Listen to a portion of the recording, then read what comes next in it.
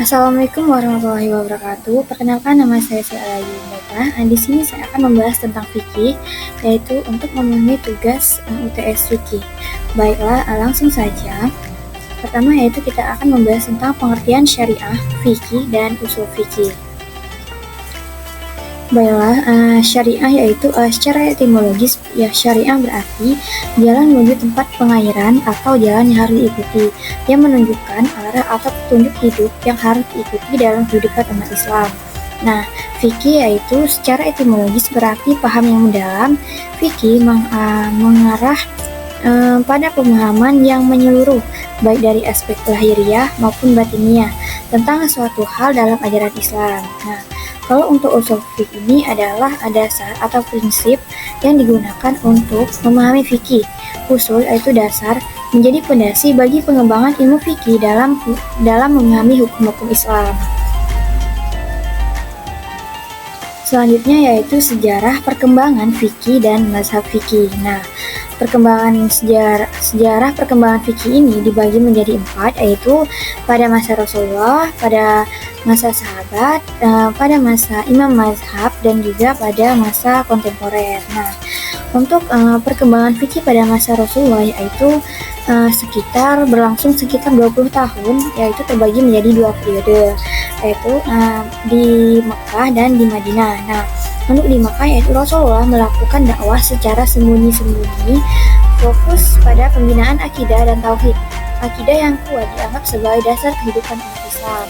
Terus yang di Madinah yaitu Islam mulai membentuk negara dan sistem masyarakat muslim yang mencakup peraturan sosial, politik, dan ibadah. Nah, selanjutnya yaitu pada masa sahabat. Nah, pada masa sahabat ini berawal dari tahun 11 Hijriah. Ini dimulai dari wafatnya Rasulullah SAW. Dengan wafatnya Rasulullah telah terjadi perubahan yang besar dalam kehidupan masyarakat karena telah meluasnya wilayah Islam dan semakin kompleksnya kehidupan umat. Terus pada masa Imam Mazhab fikih. Nah, era ini dimulai pada abad kedua Hijriah dan berlangsung hingga sekitar pertengahan abad keempat Hijriah. Selama periode ini, fikih sebagai suatu disiplin mengalami pertumbuhan dan permunian yang ekspansif. Terus, perkembangan fikih pada masa kontemporer. Nah, fikih kontemporer adalah ilmu tentang hukum-hukum syariah yang bersifat amaliyah atau praktis dari dalil-dalil yang tafsili atau terperinci terhadap masalah-masalah atau problem-problem terkini, yaitu dimulai sejak zaman postmodern hingga modern yang meliputi zaman sedang berlangsung saat ini. Selanjutnya yaitu toharoh. Nah, toharoh secara bahasa berarti membersihkan diri dari kotoran, baik yang kasat mata atau hisyah maupun yang tidak kasat mata atau maknawiyah. Dalam istilah syar'i, toharoh berarti menghilangkan hadas atau membersihkan najis dengan air atau debu yang suci untuk memastikan sahnya sholat atau ibadah lainnya. Nah, toharoh ini dibagi menjadi 2, yaitu toharoh maknawiyah dan juga toharoh hisyah. Nah, toharoh maknawiyah ini yaitu membersihkan diri dari syirik dan maksiat. Sedangkan toharoh hisyah yaitu membersihkan diri dari hadas dan najis. Selanjutnya yaitu jenis dan macam-macam air alma. Nah, yang pertama yaitu ada air mutlak. Nah, terkait status hukumnya yaitu air ini suci mensucikan. Adapun yang termasuk kategori air ini adalah yang pertama yaitu air hujan, salju, air embun, air laut, air zam-zam, dan air yang berubah-ubah atau mutahayyir. Nah, selanjutnya itu ada air mustakmal. Air mustakmal adalah air yang menetes atau terjatuh dari anggota tubuh orang yang berwudu dan mandi. Status hukum air tersebut suci seperti halnya air mutlak. Terus yang ketiga yaitu air yang berubah karena benda suci. Nah, ini adalah air yang tercampur benda yang suci, misalnya tercampur sabun, minyak zafaran, dan air bunga mawar. Status air tersebut tetap suci lagi mensucikan selama masih terjaga kemutlakannya. Terus yang keempat yaitu ada air yang bertemu dengan najis. Nah, air demikian mempunyai 2 kondisi. Yang pertama yaitu benda najis itu mengubah rasa, warna, dan bau air. Dalam kondisi ini, air tersebut sudah tidak boleh lagi digunakan untuk bersuci menurut ijma ulama. Terus yang kedua, Air tetap dalam kemutlakannya, dalam artian air itu tidak berubah sama sekali dari segi rasa, warna, dan baunya. Dalam kondisi demikian, statusnya tetap suci, lagi mensucikan, baik air itu sedikit maupun banyak. Selanjutnya yaitu wudu. Nah, wudu secara bahasa yaitu diambil dari lafaz al-wada'ah yang artinya bagus dan bersih. Sedangkan menurut terminologi syarok, wudu berarti aktivitas bersuci dengan media air yang berhubungan dengan 4 anggota tubuh, yaitu muka, kedua tangan, kepala, dan kedua kaki. Terus yang kedua yaitu syarat sah wudu. Syarat sah wudu ada 10. Yang pertama yaitu Islam, yang kedua berakal, yang ketiga memayis atau baligh, dan yang keempat berniat sebelum memulai, yang kelima tidak memutuskan niat sebelum selesainya wudu, yang keenam telah berhentinya sesuatu yang mewajibkan wudu, terus telah beristinja atau beristigmar sebelumnya menggunakan air yang suci dan mubah. Terus tidak adanya sesuatu yang menghalangi sampainya air ke kulit, dan juga telah masuknya waktu sholat bagi orang yang mengalami hadas terus-menerus. Nah, selanjutnya yaitu rukun wudu. Itu ada niat, yang kedua membasuh muka, yang ketiga membasuh kedua tangan beserta kedua siku, mengusap kepala, membasuh kedua kaki beserta kedua mata kaki, yang keenam yaitu tertib dalam mengerjakan wudu, yang terakhir yaitu berkesinambungan atau al-muwalah dalam mengerjakan wudu. Selanjutnya yaitu ada tayamum. Nah, tayamum berarti menurut bahasa berarti menyengaja. Sedangkan menurut terminologi syarok, ia berarti menyengajakan diri menyentuh debu yang suci untuk mengusap wajah dan kedua tangan dengan sekali atau 2 kali sentuhan, dengan niat agar memperoleh kebolehan melakukan sesuatu yang sebelumnya terhalang oleh adanya hadas, bagi orang yang tidak menemukan air atau takut adanya bahaya apabila menggunakannya.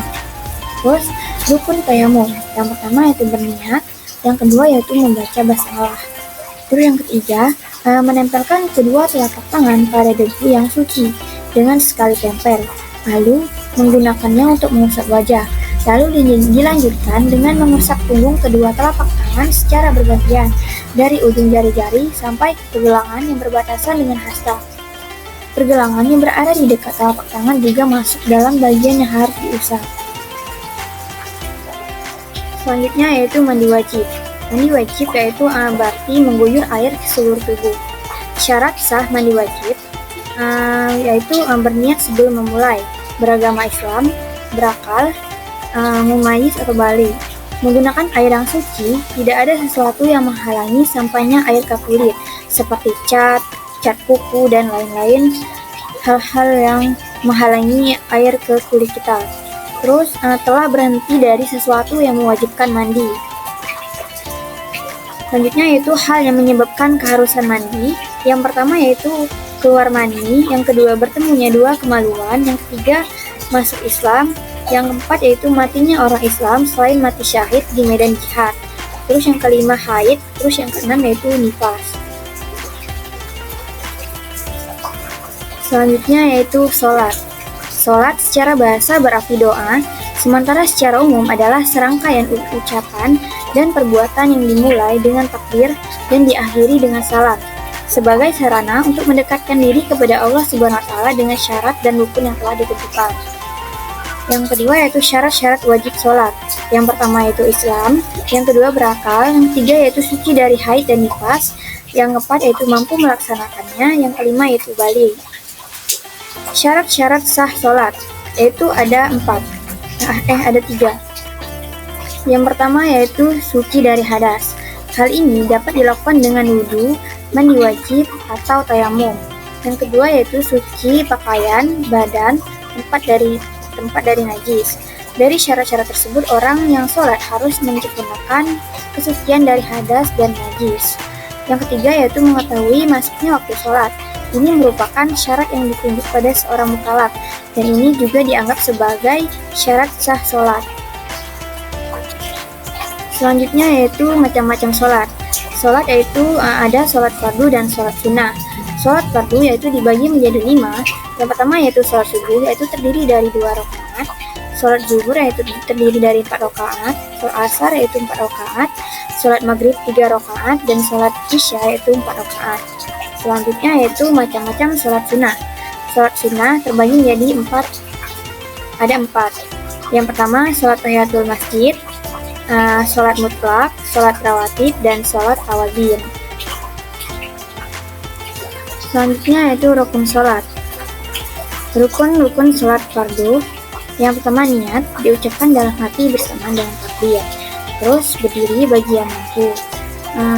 Selanjutnya takbiratul ihram, lalu membaca Al-Fatihah, terus ruku, lanjut dengan i'tidal, sudahnya itu tumpu'inah.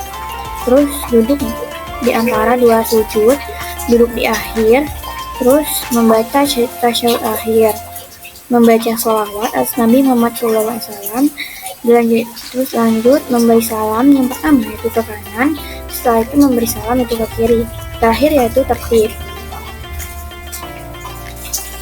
Selanjutnya yaitu sholat jamak dan sholat qashar. Sholat jamak adalah menggabungkan sholat zuhur, asar, atau maghrib isya, baik di waktu pertama atau jamak takdim, dan kedua yaitu jamak takhir, yang diperbolehkan saat musafir atau dalam kesulitan. Sholat qashar adalah mengurangi jumlah rakaat sholat fardu dari 4 menjadi 2 rakaat, yang berlaku untuk sholat zuhur, asar, dan isya. Sholat subuh dan maghrib serta sholat sunnah tidak dapat diqashar. Sholat qashar dapat dilaksanakan ketika seseorang berada dalam perjalanan yang jaraknya sekitar 82 km. Ketentuan ini berlaku untuk mempermudah pelaksanaan ibadah salat dalam kondisi perjalanan yang jauh. Selanjutnya yaitu jenazah. Kewajiban yang dilakukan terhadap jenazah. Hukum perawatan jenazah yaitu fardu kifayah. Perawatan atau mengurusi fardu kifayah jenazah yaitu paling pokok, yaitu ada 4. Yang pertama yaitu memandikan, mengafani, mensolatkan, serta menguburkannya. Terus cara memandikan jenazah. Yang pertama yaitu tempat tinggi. Jenazah diletakkan di tempat yang tinggi agar air yang disiram dapat mengalir dengan mudah. Terus yang kedua, menutup aurat. Pakaian jenazah dilepas dan ditutup dengan kain agar aurat tidak terlihat. Terus yang ketiga yaitu sarung tangan. Petugas memandikan jenazah menggunakan sarung tangan, terutama saat menggosokkan tubuh jenazah. Terus yang keempat yaitu mengurut perut. Perut jenazah diurut pelan untuk mengeluarkan kotoran, kecuali pada jenazah perempuan hamil. Terus membasuh tubuh. Membasuh tubuh jenazah dimulai dari atas ke bawah menggunakan sapu tangan yang dicampur sabun. Terus yang keenam yaitu penambahan air. Untuk jenazah yang sakit kulit, tambahkan air hijau. Terus yang ketujuh, jika terluka tambahkan air asam kamal. Terus yang kedelapan, memiradu jenazah dengan kain yang dijahit untuk membersihkan tubuh dan dubur. Terus wudhu jenazah. Mewudukan jenazah dengan niat yang sesuai baik untuk laki-laki maupun perempuan. Terus yang ke-10 itu membasuh anggota wudhu. Semua anggota tubuh jenazah yang terkena wudhu dibasuh dengan air. Selanjutnya yaitu mengkafani jenazah. Setelah dimandikan, jenazah wajib dikafani dengan kain. Jenazah laki-laki dikafani dengan 3 lembar kain putih, perempuan dengan 5 lembar kain, dan anak-anak cukup dengan 1 lembar kain atau lebih sempurna 3 lembar kain. Adapun cara mengkafani jenazah laki-laki. Yang pertama yaitu penyusunan kain kafan, yaitu 3 lembar kain kafan disusun dengan kain yang paling lebar diletakkan di bawah. Kain dibentangkan secara serong dan dilulur dengan wangi-wangian. Terus yang kedua yaitu tali pengikat. Persiapkan kain tali untuk pengikat yang diletakkan di bawah kain yang paling bawah. Selanjutnya yaitu pemberian kapas wangi. Siapkan kapas yang diberi wangi cendana untuk digunakan pada bagian tubuh tertentu seperti kemaluan, wajah, dada, telinga, siku, dan tumit. Terus yang keempat yaitu penempatan jenazah. Angkat jenazah dengan hati-hati dan baringkan di atas kain yang telah diberi wangi-wangian. Terus yang kelima yaitu penutupan dengan kapas. Tutup bagian-bagian tubuh jenazah dengan kapas, yaitu seperti hidung, telinga, mulut, tubuh, dan dubur. Yang keenam yaitu pembungkusan kafan. Selimuti jenazah dengan kain kafan, dimulai dari bagian atas hingga bawah, lalu ikat dengan 3 atau 5 ikatan menggunakan tali. Selanjutnya yaitu cara mengkafani jenazah perempuan. Nah, yang pertama, susunlah kain kafan yang sudah dipotong-potong untuk masing-masing bagian dengan tertib. Kemudian, angkatlah jenazah dalam keadaan tertutup dengan kain dan letakkan di atas kain kafan sejajar, serta taburi dengan wangi-wangian atau dengan kapur barus. Terus, tutuplah lubang-lubang yang mengeluarkan kotoran kapas seperti seperti hidung, telinga, mulut, tubuh, dan dubur. Terus yaitu tutuplah kain pembungkus pada kedua pahanya. Terus pakaikan sarung, pakaikan baju kurung, dandani rambutnya dengan 3 dandanan, lalu julurkan ke belakang. Terus pakaikan kerudung. Terus membungkus dengan lembar kain terakhir dengan cara menemukan kedua ujung kain kiri dan kanan lalu digulung ke dalam. Terus terakhir yaitu lalu ikat dengan tali mengikat yang telah disiapkan. Selanjutnya yaitu menyolatkan mayat. Syarat menyolatkan mayat. Yang pertama, syarat-syarat sholat yang juga menjadi syarat sholat mayat, seperti menutup aurat, suci badan, dan pakaian menghadap dan juga menghadap ke kiblat. Terus yang kedua, dilakukan sesudah mayat dimandikan dan dikafani. Terus yang ketiga, letakkan mayat itu di sebelah kiblat orang yang menyolatkan, kecuali kalau sholat itu dilaksanakan di atas kubur atau sholat gaib. Selanjutnya yaitu rukun menyolatkan mayat. Nah, rukun menyolatkan mayat yang pertama yaitu niat. Niatnya yaitu usolli ala hazal mayyiti arba'a takbiratin fardu kifayati lillahi ta'ala. Itu untuk jenazah laki-laki. Sedangkan jenazah perempuan yaitu usolli ala hazihil mayyit tadi arba'a takbiratin fardu kifayati lillahi ta'ala. Nah, terus dilanjutkan dengan takbir 4 kali dengan takbiratul ihram. Terus takbir pertama yaitu membaca Al-Fatihah. Terus takbir kedua yaitu membaca sholawat atas Nabi Muhammad, yaitu Allahumma sholli ala sayyidina, atas Nabi sholawat Ibrahim.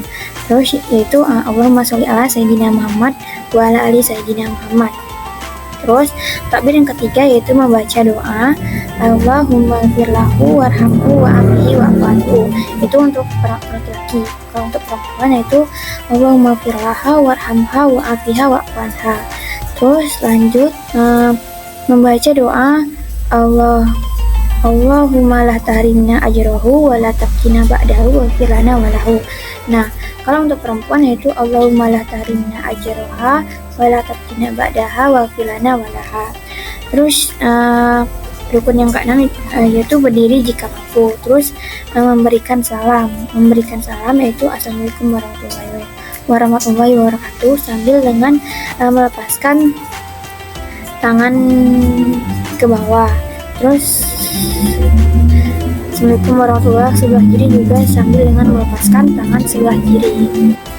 Nah, selanjutnya yaitu puasa.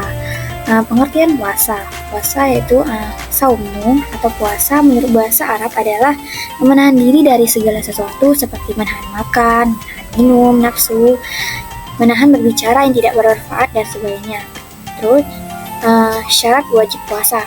Yang pertama itu berakal, yaitu orang gila tidak wajib berpuasa. Terus balik itu sekitar umur 15 tahun ke atas atau ada tanda lain. Anak-anak itu tidak diwajibkan untuk berpuasa. Terus yang ketiga itu kuat berpuasa. Orang yang tidak kuat misalnya karena sudah tua atau sakit itu tidak wajib berpuasa. Terus yang ketiga yaitu syarat sah puasa. Yang pertama itu beragama Islam, yang kedua yaitu suci dari haid dan nifas. Terus yang ketiga itu mumayyiz atau dapat membedakan baik dan buruk. Yang terakhir yaitu syarat sunnah puasa dan syarat fardu puasa. Nah, syarat sunnah puasa yang pertama itu puasa 6 hari dalam bulan Syawal. Yang kedua puasa hari Arafah yaitu tanggal 9 bulan haji. Kecuali orang yang sedang mengerjakan ibadah haji, maka puasa ini tidak disunahkan atasnya. Terus yang ketiga yaitu puasa hari Asyura atau tanggal 10 Muharram. Terus puasa bulan Sya'ban. Terus yang kelima itu puasa hari Senin dan Kamis. Terus yang keenam itu puasa tengah bulan, yaitu tanggal 13, 14, dan 15 dari tiap-tiap bulan Komariah atau tahun Hijriah. Yang kedua yaitu syarat fardu puasa. Nah, ini ada niat pada malamnya, yaitu setiap malam selama bulan Ramadan. Yang dimaksud dengan malam puasa ialah malam sebelumnya. Terus yang kedua yaitu menahan diri dari segala yang membatalkan sejak terbit fajar sampai terbenam matahari. Baik, itu saja pembahasan terkait fikih. Mohon maaf jika ada salah kata. Kepada Allah saya mohon ampun. Semoga apa yang saya bahas ini bermanfaat bagi kita semua. Saya akhiri. Wassalamualaikum warahmatullahi wabarakatuh.